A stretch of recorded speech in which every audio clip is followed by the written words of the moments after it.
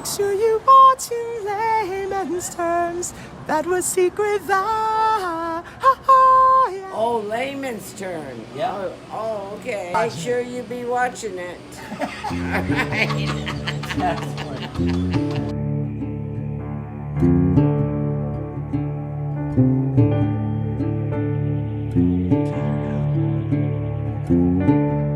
Hey guys, welcome to Layman's Terms Podcast, the place where we talk about really big topics using the smallest words possible. I'm Danny the Bartender. And I'm Tommy the Trash Man. And together we're just two guys trying to explain the ever-changing world around us the only way that we know how. And we're back. It's been a while. It's always been a while. This winter's been a little weird. Tommy's got some good news. Somebody had a little bit of good news finally, but I'm going to hand the reins over to Tommy. Let him tell you a little bit about what's going on in his life. Yeah. We don't read and write poetry because it's cute. We read and write poetry because we are members of the human race. And the human race is filled with passion. Medicine, business, law, engineering, these are all noble pursuits. Did I say that right? Pursuits. And essential to sustain life.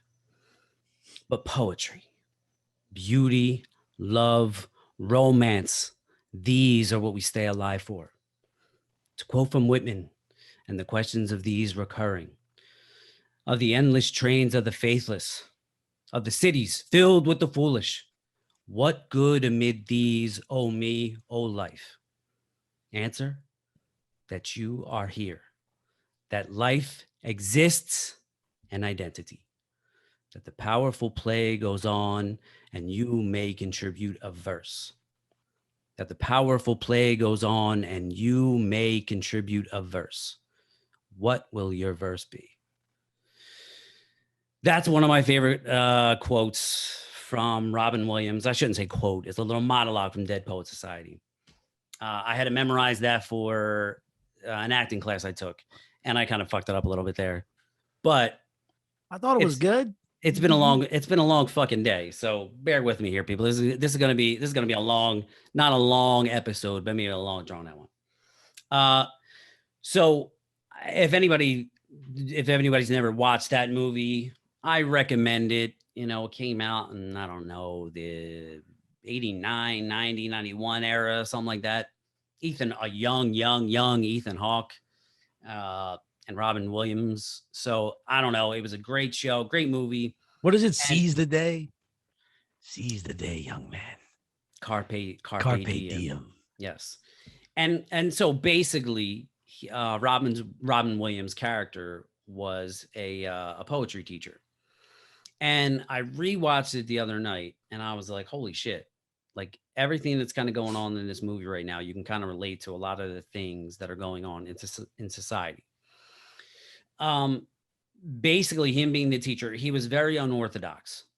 Right from the get-go, he tells students to rip pages out of the book.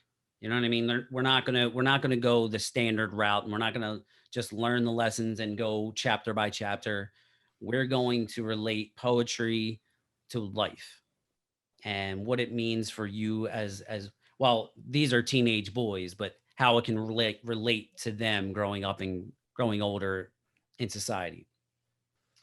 And then of course, you know, he runs into issues with the board because it's unorthodox. So, you know, they want him to stick to the script, so to speak, for lack of a better term.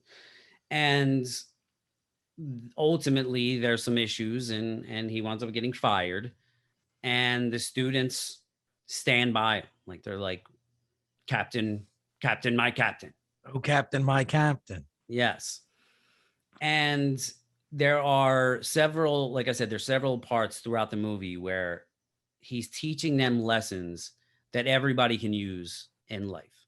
And a lot of it, you know, thinking outside of the box, you know, think for growing up and learning how to think for yourselves, you know, and that's part of the problem that he has with the board. He's like, you know, look, I need to teach these boys how to think, not what to think. And again, we see so much of that kind of like in society now, like where you're not allowed to have your own thought process. You know what I mean? Like you can't break from the narrative. And it kind of leads us into kind of some things that happened a week or so ago, which we didn't jump on right away, but everything kind of ties in to with Nicki Minaj questioning what was going on in society. Girl. And she didn't even say anything controversial, really. I mean, she didn't come out and say, don't get the shot. She just said, do your research, question, just make sure you feel comfortable with it. But of course they attacked her where they can, which is she said something about testicles, and then they could all point to that and laugh. Yes. But the other thing that's funny too is like that's shit that like, I mean, fuck people's testicles. But what I mean is like, it's side effects for side effects. People have testicles. You know what I mean? She didn't say some crazy ass story. She said motherfuckers' testicles swell up. And that is actually that is something like, regardless of her even saying that,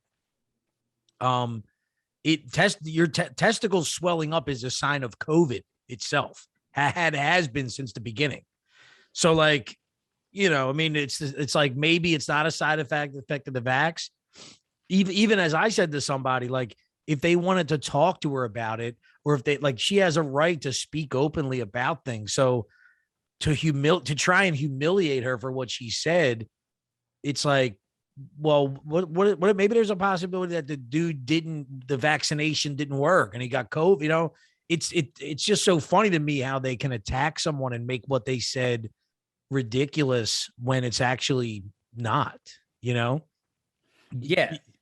And I did see somebody post, an influencer or somebody posted some pages from theirs, which, theirs is the website you can go to where people document, different reactions to the shots as well as deaths. And, so there were people that reported swelling of the testicles. Apparently there were 66 people that said that was the case.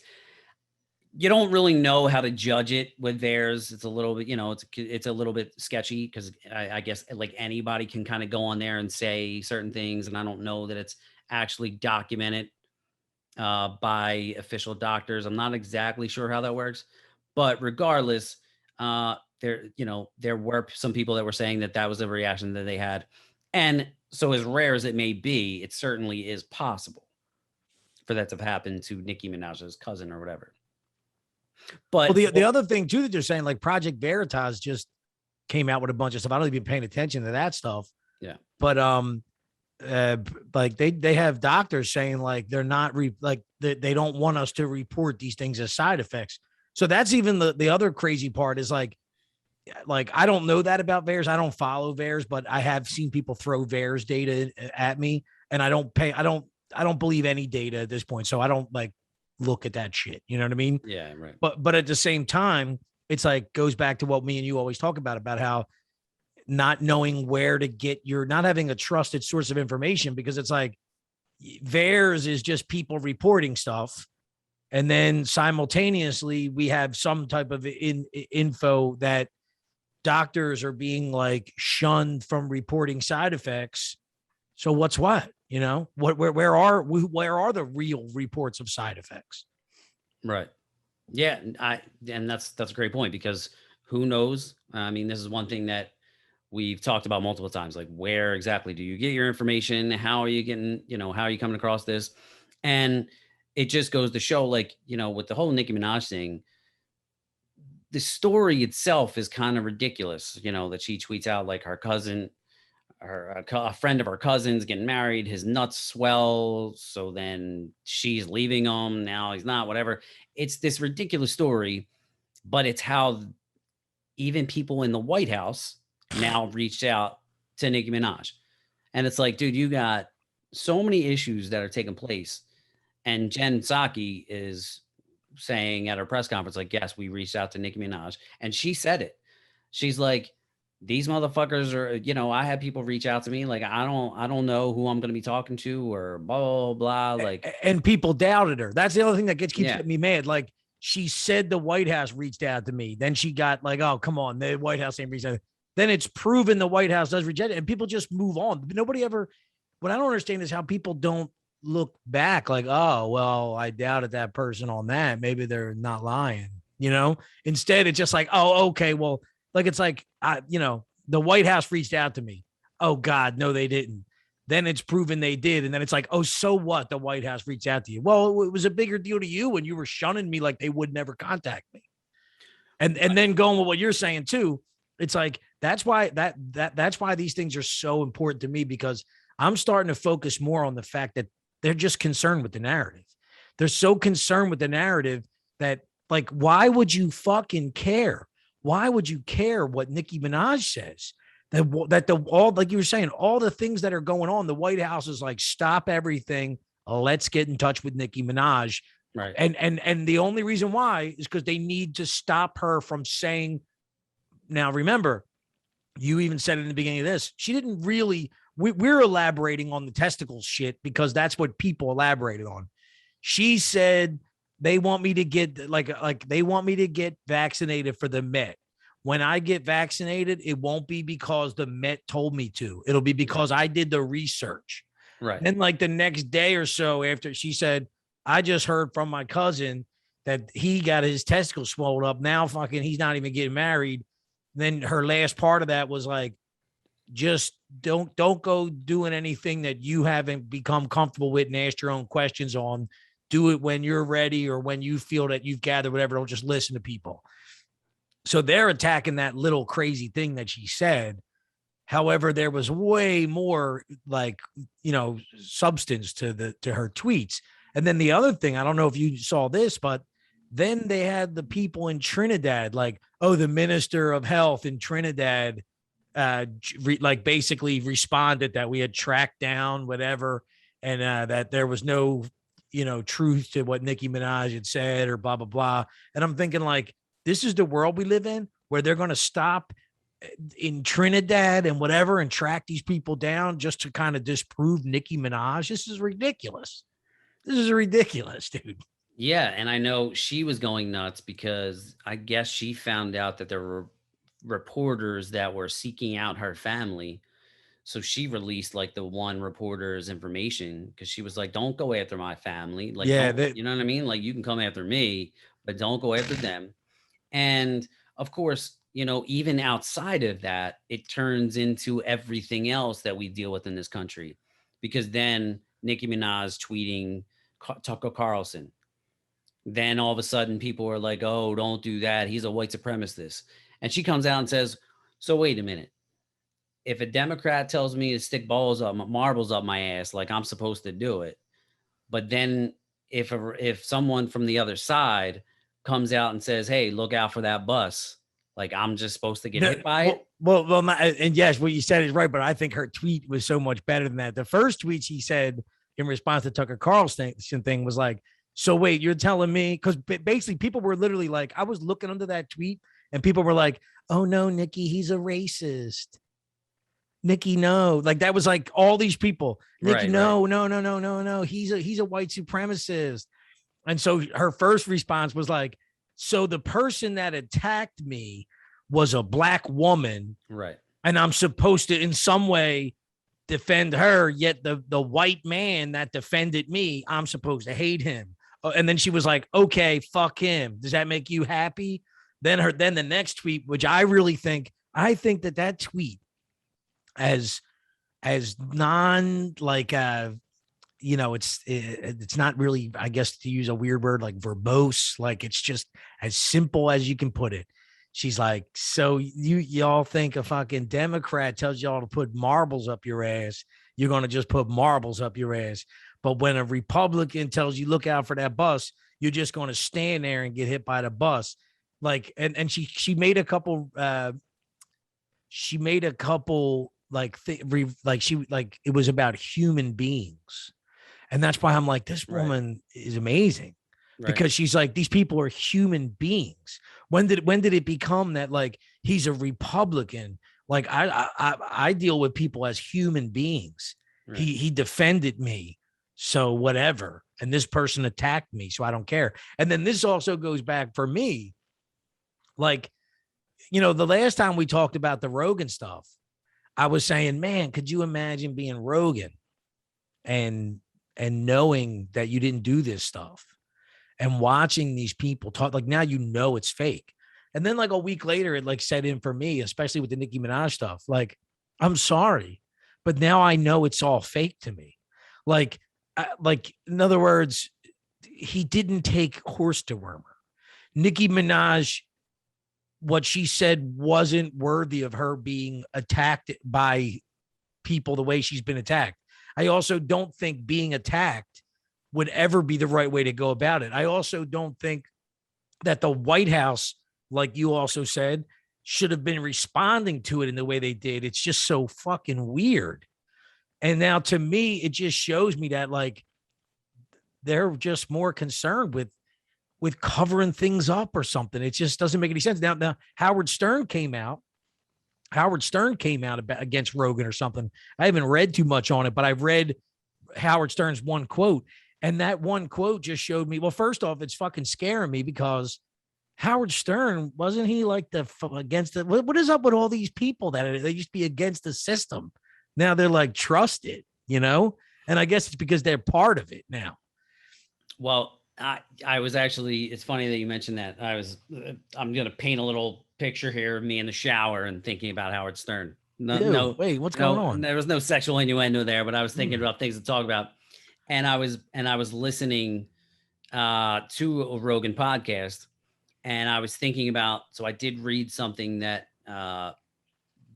Stern said, and basically he was like, and I don't have the exact quote, but it basically was along the lines of like the same thing that kind of Arnold Schwarzenegger said, like, fuck your freedom, fuck these people. They don't want to take the shot anymore.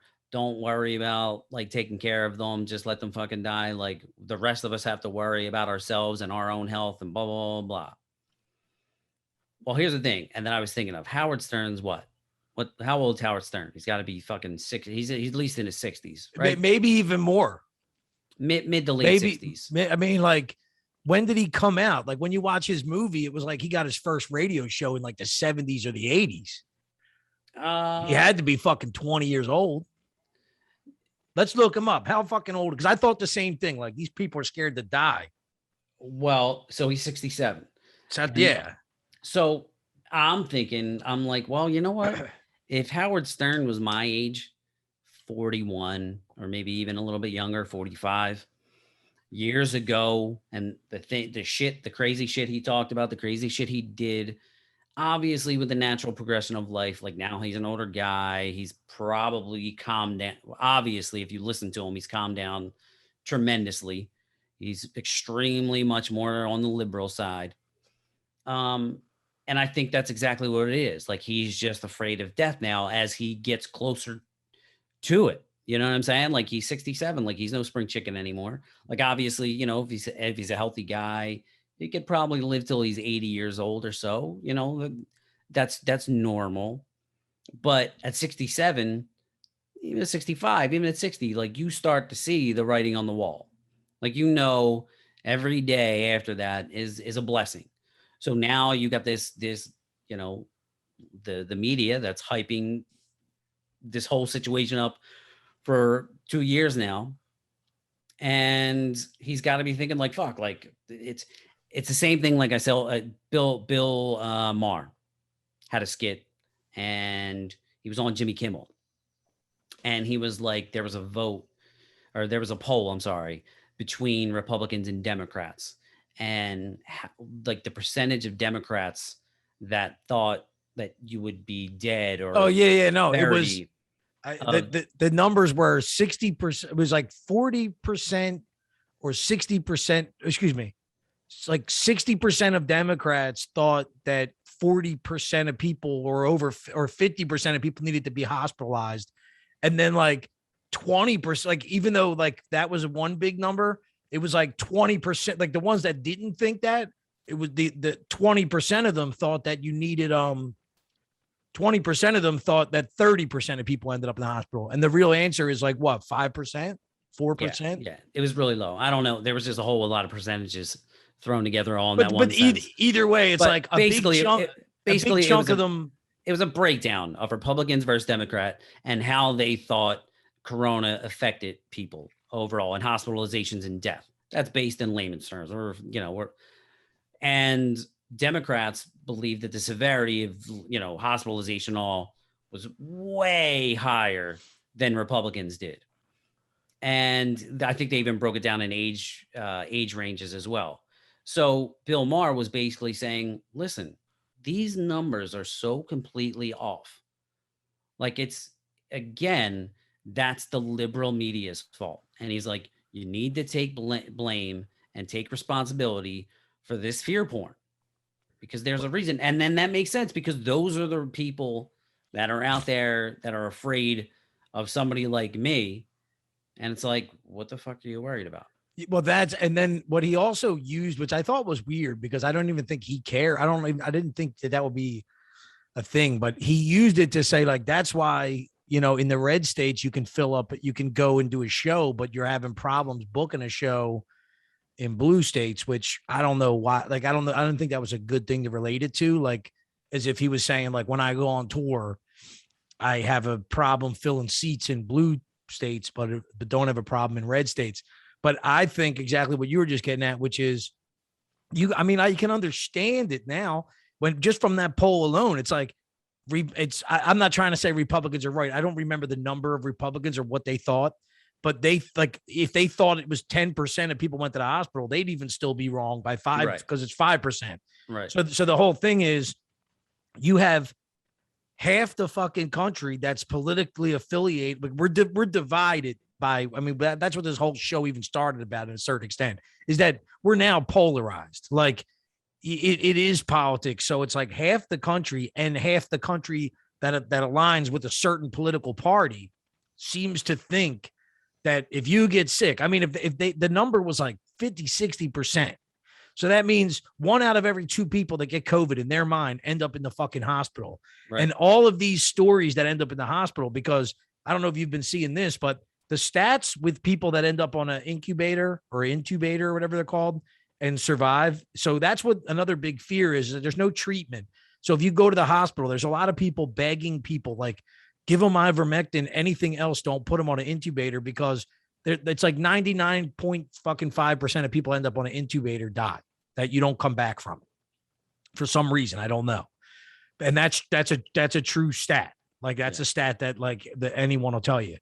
And so the thing is imagine then if you're a liberal or a Democrat or whatever, or the other person who's the vaccinated person or whatever, and you're thinking 50% of us will end up in the hospital if we get COVID, and also knowing the stats of like how actually ended up being hospitalized doesn't seem to be good. So to them, that's a fucking, if that was what I thought was going on, it might go back to that risk first reward type thing we talked about where the risk seems high then, like if I thought that it was 50-60% of people were ended up in the hospital from it, then maybe vaccinated is the choice, is the only way to go. Yeah, but even those numbers are a little bit skewed because even if you got it and you went to the hospital and checked in and they determined that you had it, you may stay there for a day. You might even be there for a couple hours and they're going to send you home and you could be fine, but they're still going to mark it as a hospitalization. Yeah, but like I said, I don't know what those numbers are, but even at that level, they're low. So they're low. It's lower. Like in other words, if it's not 5%, it's fucking 3%. Right. And this goes back to Nicki Minaj and how she talked about a black woman was attacking me, which happened to be Joy Reid, who is on MSNBC, and prior to Biden becoming the president, she basically came out and said, "I'm not taking no shot under Trump." And who in the world would ever trust the FDA after all the shit, all the things that they got?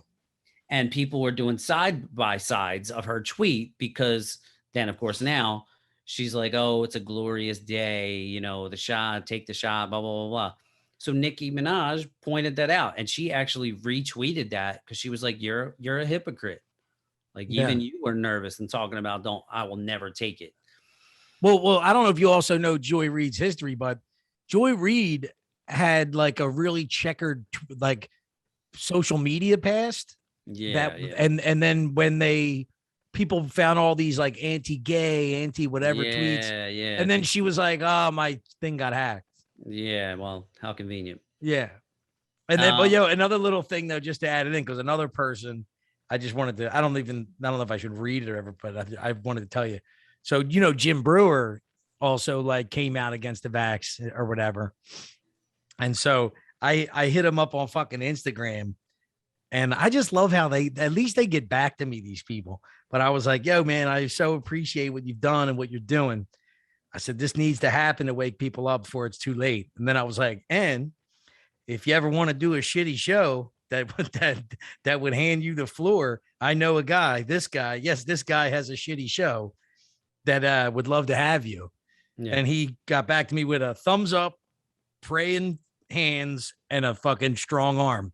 So I guess no reference to being on the show. Yeah, so no Jim Brewer. but it was stay strong, brother. Yeah. It was like, hey man, stay strong, man. Yeah. Stay strong, brother. So the Nicki Minaj thing, it was just interesting, because there's so many conflicts, like inner conflicts. And basically it all stems down to the approach that the Democrats have been taking for years with identity politics, with the fear porn.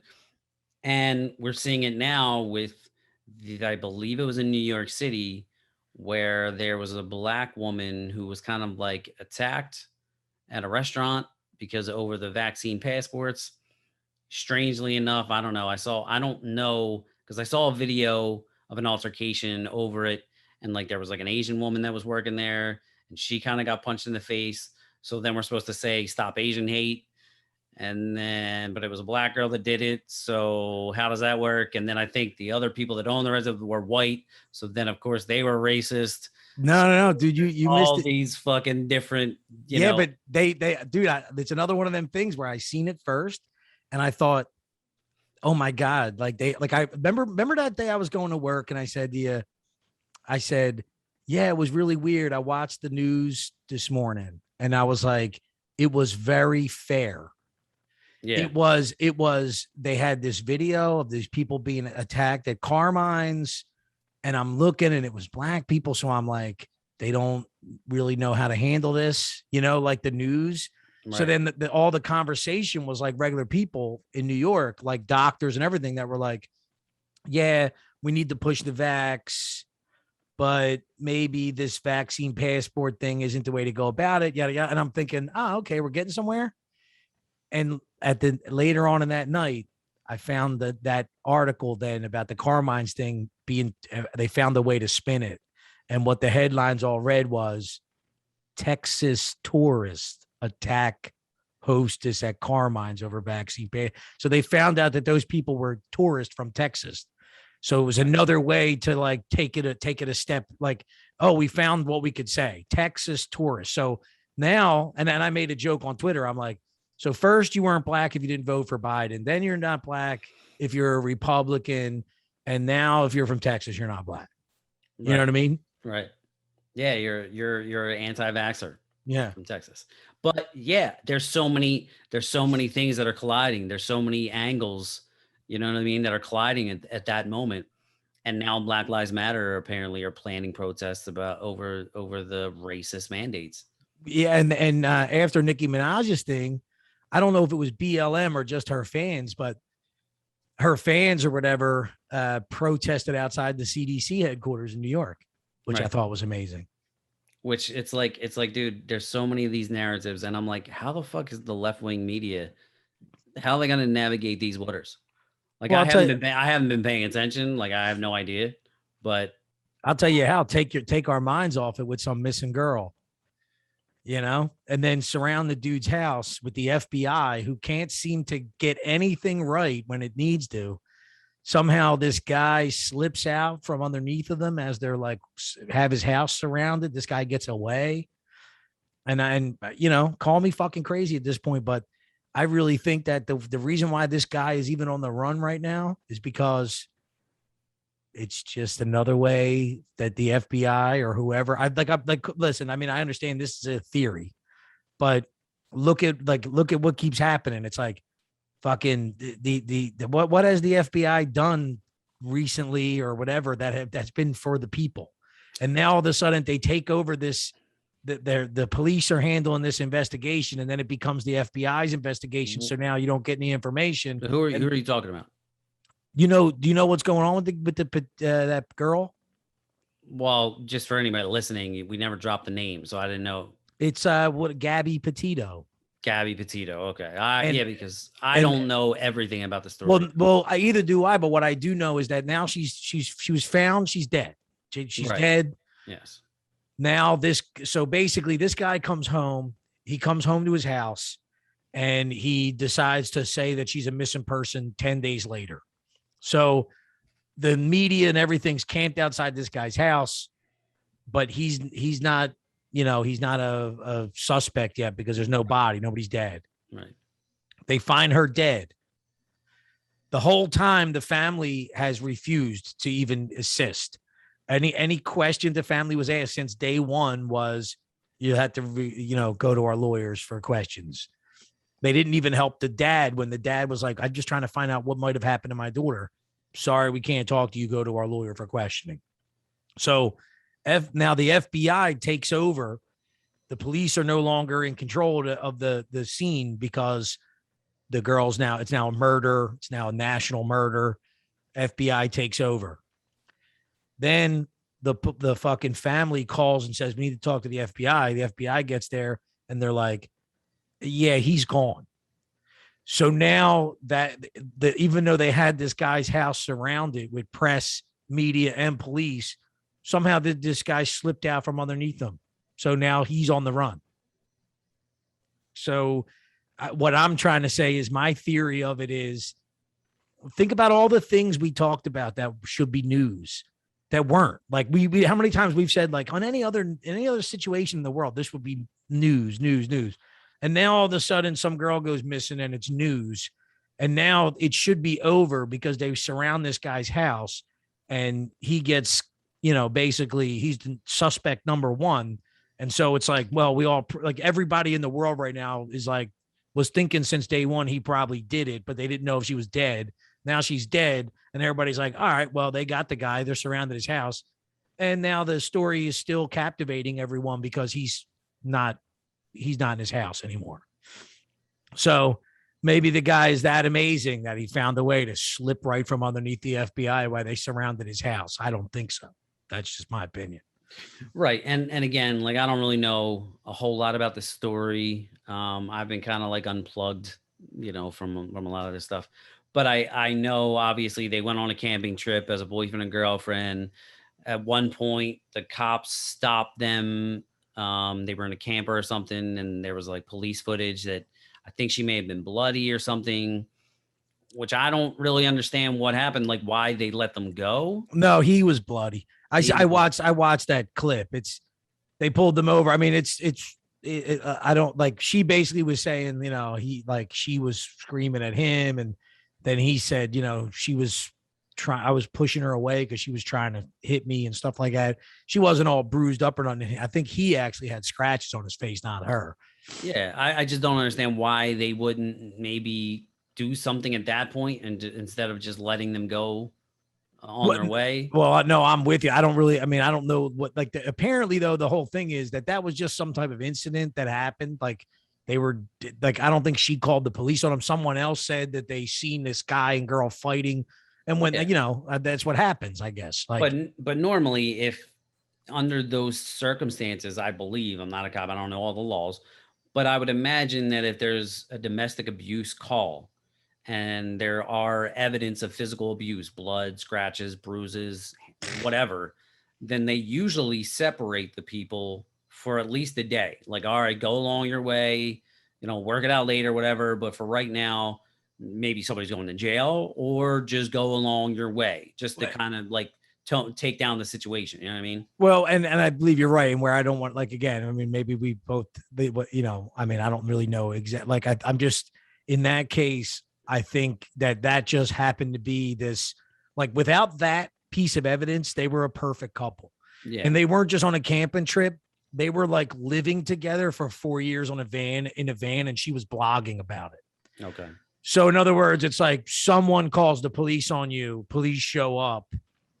You didn't call the police, and you're just explaining that you got into it. Like she was saying, like, I was being mean to him because I was an OCD, and he's like, nah, and he's explaining his story. And so I think it's one thing if she calls the police and says this guy's fucking hit me or whatever else. But if you're screaming in your house and somebody says, hey, I think the guy next door is fighting with his girlfriend, and the police show up, and when they get there, you're both like, we're just fighting. We're just arguing with each other. Like they don't just separate you from your home. You know what I mean? People argue, people, whatever. But I think that the reason why that piece of evidence is important is because without that, and that was the whole thing that made it weird. It was like him and the girl lived in the house with their mom in Florida, away from her parents. And they're living together in a van, but probably, I guess, every once in a while, maybe going back home. And as far as anybody knew, they were just a honky-dory couple that she was blogging about her travels online and, you know, whatever else. And the other thing that's crazy about this dude is he's a survivalist. So he's now possibly like in the Everglades out there eating fucking, you know, boozleberries and fucking hunting crocodile fucking skins. And he, like, what they were saying was like, you could live out there forever. But my exaggeration of the thing and my crazy theory is like the FBI fucking might have just let this guy fucking slip. Remember, we're talking about a group of people who came to Roger Stone's house with like fucking a SWAT team to get him over, like lying to Congress. Clearly they don't do that shit for anybody else. And now all of a sudden, you know, this little fucking squirmy little guy gets out of their fucking hands. I would say, in my own theory, that maybe if these people really are working in unison the way that I believe that they do, they just kind of fucking like, hey man, let's stretch this fucking thing out. We'll know where this guy is. We know exactly where he is. So, you know, give it fucking another week in the fucking media to take people's minds off shit. Whatever. Yeah. So I don't really know what else is going on in the world, to be completely honest with you, because, you know, I've been just stressed out on, you know, things that I got going on in my lane, which I think are cool things. Yeah. Well, you know, some things and some things are not, you know, obviously with me not being vaccinated, next weekend will be my last weekend at the retirement home. So that's a little bit stressful, you know. I mean, I've been there 4 years. I enjoy that job, but it is what it is. I understand what they have to do, what's best for them, and I have to stand by what I believe. Which kind of then leads me to the show that I was supposed to direct, and I don't know, maybe a week ago, I guess. It came down the pike that about the mandates. And so they weren't really sure. I got a text. Are you vaccinated? No. Are you planning on it? No. Okay. We got to have a meeting. Not really sure what to do about it. Okay. All right. Let me know. So then a few days go by. You know, there's a few different conversations that take place, and the board voted against, they voted for the mandates. So I found out that they were going to require vaccine, you know, verifications and all that stuff. And I was like, all right, I'm out. And I texted them and I was like, listen, you know, I understand, you know, whatever you guys got to do, but I would be a hypocrite if I stood by this and like, I don't agree with it. So I have to walk away. Yeah, that sucks, man. Sorry to hear that. So they were like, okay, you know, and then one of the board members reached out to me a couple days later and they were like, hey man, I'm vaccinated and I don't agree with any of these mandates. Like I'm not for it. I think it's kind of bullshit. I think it's, and he's like, I'm not even talking about just the theater. Like I'm talking about all across the board, everywhere. What sucks is that like that when they're like, oh, what's going on, and then they find out no, Tommy chose to not get vaccinated. It's like everyone there looked at each other and was like, oh, so he's a Trump supporter. Or he's a fucking crazy white right wing. I can't Yeah, that's talk. it. Oh, I didn't know that about Tommy. Oh, guess he's a right wing guy, extremist, a disciple of Alex Jones. So it was like, all right. So again, so we had a conversation, and he's like, I totally support it. I give you all the respect in the world, for sticking to your guns. But we are having another meeting, and hopefully things can, maybe change. A couple days go by, he gets back to me. He's like, dude, listen. He's like, we're not going to do the mandates. We're not going to require it. We are going to require masks, and letting everybody know that if you're not vaccinated, whatever, then the CDC recommends that you wear a mask. But we're not going to require you showing, your vaccine status. Wait, this is the nursing home, right? No, this is for my show. Oh, okay. That's cool. From the theater. Yeah. So they were like, would you be back in under those circumstances? And I was like, yeah, under those that I'm fine with that. That was my whole thing anyway. If you want to wear a mask, please feel free to wear a mask. You know what I mean? If the theater wants to tell you like, hey, you got to wear a mask, come in. Okay. But I don't want to be in a situation where we have to show proof of vaccination, like to come in or to be associated with the show. Yeah. Because they wanted me to potentially get tested every week. And I was like, well, who's going to pay for that? And then on top of that, what about people that are vaccinated? What happens if they come in and they have it and we're not testing them? So I don't know. That's the thing that makes me mad about this whole thing is the idea that like the unvaxxed need to be tested all the time, but yet the vax who can still get it don't have to be tested. So that's why the vax thing doesn't do, because you still should be under the same. The bottom line is you can still get it. And right. Nobody said that you don't get it any less or any more than someone else. They're trying to say that it hurts you more. But the bottom line is somebody can get fucking COVID and walk around with COVID and not have to get a test. I don't understand how we're being differentiated by who needs to wear a test or to take a test or wear a mask. Well, I mean, listen, we've mentioned this a million times already, so I don't want to beat a dead horse, but I understand why people are getting vaccinated. I mean, statistically speaking, you take the vaccine, you have extremely, extremely low chance of developing, severe complications or hospitalization. So I get it. Yeah, no, 100%. But I guess what I was saying is, if you're vaccinated, and you still need to take a test, like you're still just.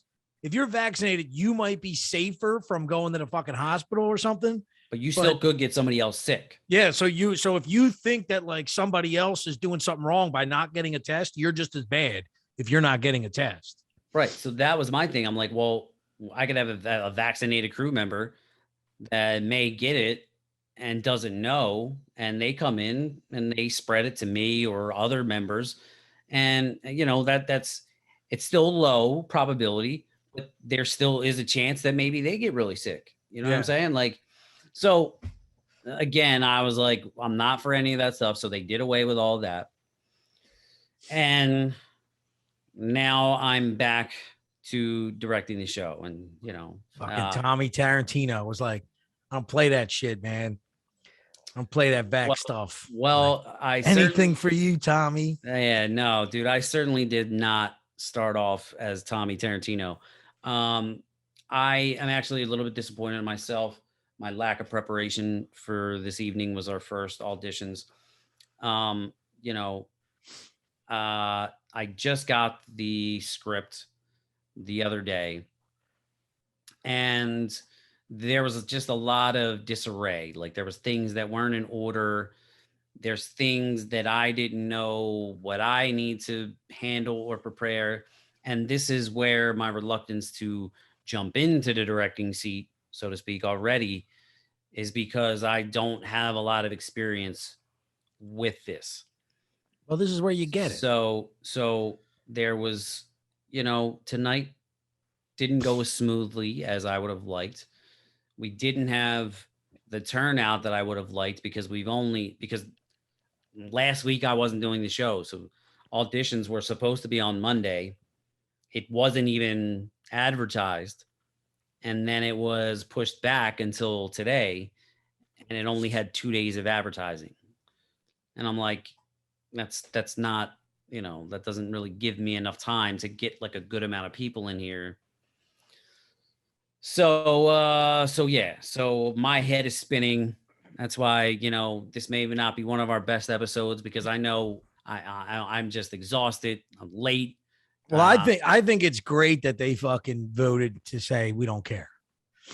And I don't know if the vote was more about you or just about the whole thing or whatever, but I certainly don't think it was about me. I think that first of all, I know that there were multiple vaccinated people that are involved with the theater that already reached out to me and stated that they may walk away really, if we're going to do that. I thought you were going to say they reached out to you and was like, I hope you die, you unvaccinated. No, not at all.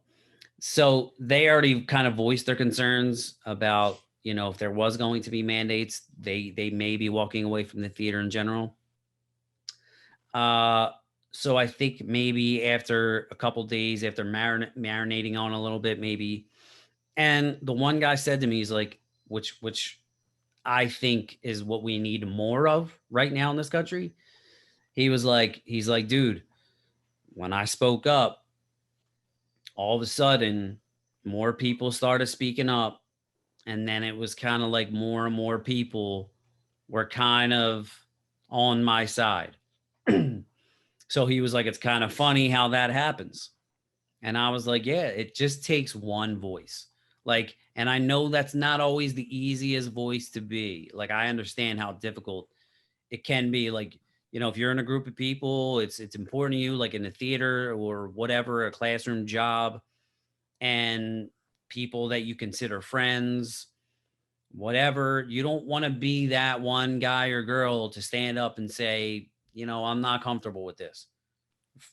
Not even just mandates. I mean, just overall in life, there's a lot of people that'll just go home and complain to their significant other or their friend, whatever, or even not. There's people that are weak there, like they just right. they're just like whatever, like they're literally like just going through the day, just like trying to fucking figure out what they're supposed to do. And I also believe that if people aren't confident, like maybe people that just lack confidence, it's like there's somebody out there who like, I don't know how to feel about this vax thing. And so because they're not confident in themselves, they look at someone else and that other person seems to be pretty confident and they trust that person. And then they just like melt to whatever's going on around them. But when you were saying about the one guy standing up and all, what they say is courage is contagious. And but so's cowardice. So it can go one way or the other way, Absolutely. So it was, again, it was encouraging to hear that once people start to, stand up and speak out, it was overturned. Yeah. They had some people that voted initially for the mandates and they turned during the second meeting. So it was nice. Yeah. So I'm happy. I think it's amazing. I was so happy for you because I'm like, this guy lost his fucking job. Now he's going to lose his hobby. Like, you're about to be pinned into a corner. That's, I mean, not like I'm saying you don't have more things going on, but you basically had 3 things going on and 2 of them were about to be gone. Yeah. So no, and I appreciate that. It's, the past couple weeks have been a little bit frustrating, and you do start to feel like closed in, you know what I mean? Yeah. Like, I feel like, there's one meme that I saw where it was like a bunch of sheep were all like bunched together and there was like one black Labrador who's like, it was a dog. His face is like sticking out of their asses, like fucking like, and it was like, if you feel like this person right now, you know, you're normal. Yeah. Well, that's the other reason why I love the Nicki Minaj thing. Why I love the Nicki Minaj thing is when you said like how that one guy stood up in that meeting. Like Nicki Minaj right now is that one person. And we don't know how this is going to end. I mean, she could come back in a couple of days, be like, sorry, y'all, I was fucked up or something. Well, but yeah, you're right. But the other interesting part about that, since we are talking about speaking up, she was like, you know, what's funny is that you motherfuckers are coming at me, but 80% of these motherfucking artists and people that you enjoy, you listen to their music and all, they feel the same way, but they're afraid to speak out. No. And so the reason why I love what's going on is it's like now all of a sudden BLM's protesting the vaccine passports. And I just personally feel that there's enough people, and that's kind of why I said like attacking Rogan would be bad too. I never saw Nicki Minaj coming out of nowhere, but it's like now there's to me because of Rogan and because of Nicki Minaj, and more because of Nicki Minaj maybe, or maybe they had to happen in the way that they've happened. But now what's going on is it's pretty concrete to I think a lot of people that there's an the attack on the non-vaxxer is unprecedented and pretty confusing. And now it's like kind of become a little okay to say like, I don't fucking know if I'm okay with this vaccine. Like I'm not saying it's okay and that they're going to lay off you or that your job is, but now it's like people have been woken up a little bit to just not feel like they're the first voice to say it, you know? Right. And I think that's that's just going to do wonders for, you know, like if she, like, you know what I mean? Like how long can they just keep attacking them? And you totally see that it goes that way. It's like Nicki Minaj was a great artist to them before. They didn't care what she said in her lyrics. They didn't care what she, you know, it was like, oh, Nicki Minaj. And she says one little thing about a vaccine. Like the girl can go on tomorrow and say 10 things about fucking shit that would have been controversial in the 90s and the early 2000s, and nobody would care. And now all of a sudden she says something controversial about a vaccine, and it's not even controversial. She just kind of says, yo, I heard some weird shit from my cousin in Trinidad, like, you know, whatever. And then what makes me laugh is you see all this outpouring of people like whether it be celebrities or regular people on Twitter or whatever, saying she shouldn't be saying this because she ain't a doctor and she ain't this and she ain't that. And I'm saying to myself, but if she comes out and tells me to get vaccinated, then she has all the right in the world to do so. You know, right. How about you just stay the fuck out of it then?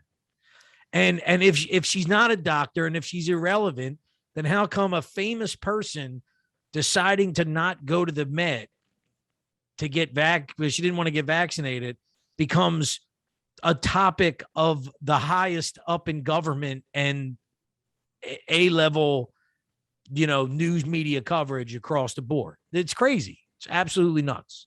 Yeah. And so I think that I really honestly think like Nicki Minaj might be the bravest fucking celebrity in the United States right now, maybe possibly the world, because bravery means you stand to lose something. She could have just got the vax. She could have just went to the Met. She could have just shut her mouth.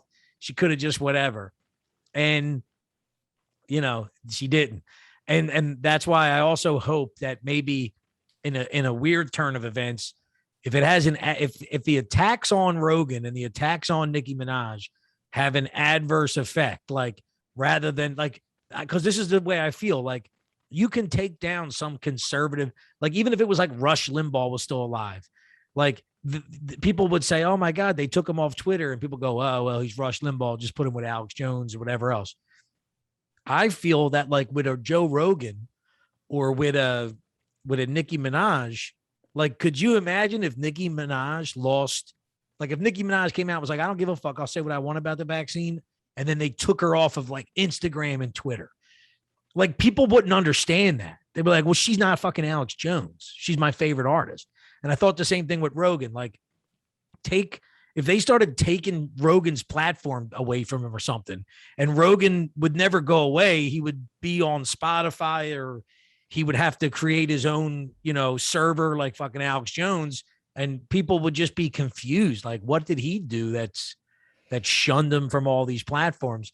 So that's what I think is amazing is they're trying to attack them to try and change. But the difference is you're not going to change the way a Democratic follower of Rogan feels about Rogan. You know what I mean? You're not. If a guy's a Democrat, but he loves Joe Rogan, and then someone tries to tell that dude like, oh, Rogan's off limits now because he's crazy, far right conspiracy theorist, dude's going to be like, what? No, he's not. So that's the area of people that I believe if they start attacking these people, it's going to wake people up, Hopefully. I mean, we can pray for that. I mean, that's one thing that, listen, I kind of agree with you that you don't know if she's going to come out next week and be like, I got the vaccine. I love it. My booty got bigger because of it. Blah, blah, blah, blah. Like, who knows what will happen. My booty got bigger because if she said that. Then there'll be a bunch of bitches out there fucking injecting COVID in their ass. Well, I don't know if you noticed this too, but I like to follow like Rogan. I like really wanted to pay attention to how Rogan was going to respond to this. He's so brilliant. And the Howard Stern thing, even I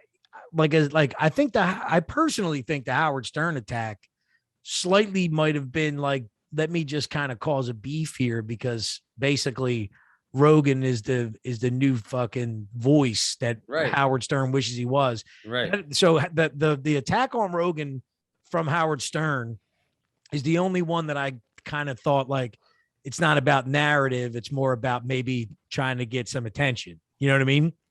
But what I like about Rogan is, so he went on and basically his first 2 or 3 podcasts were just with regular people, but he found a sly way to kind of get a dig back at the media. But then I think, he had Amy Smart on there recently.